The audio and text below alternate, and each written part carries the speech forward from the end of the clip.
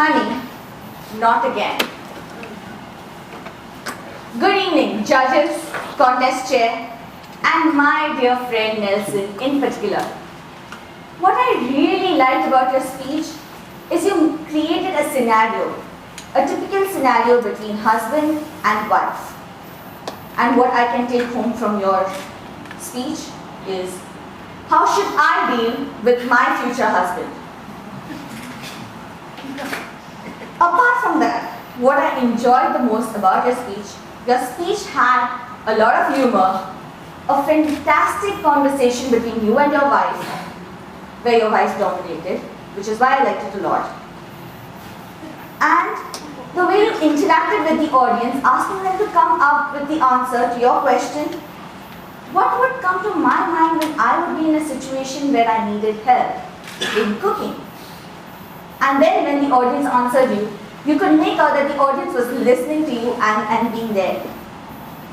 Your speech had a fantastic storyline right from the beginning to the end. But although intense and engrossing, what you missed out and what you forgot was the time. You clocked 7 minutes 44 seconds. Exactly 24 seconds extra. So you overshot, 14 seconds extra, you overshot time. You had voice modulation where your wife very sweetly comes and tells you, honey, this is what I want you to do. I want you to participate in the competition. But when you spoke to your wife, rather than trying to show that, okay, I'm listening to you, you could have shown a very obedient husband going like, yes, honey, what do you have to say? Like, you're really an obedient husband. Otherwise, it's like, I'm trying to dominate you, but you're overpowering me. Your story was all over the stage. You and your wife were constantly juggling between these two spots. And then your competition was here. But then later on, again, you came back here and you were all over the stage.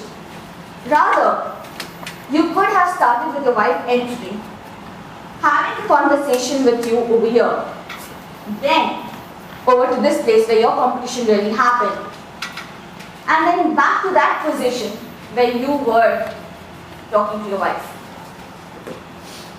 With all this, you would have really impacted and the story would have stuck to our minds.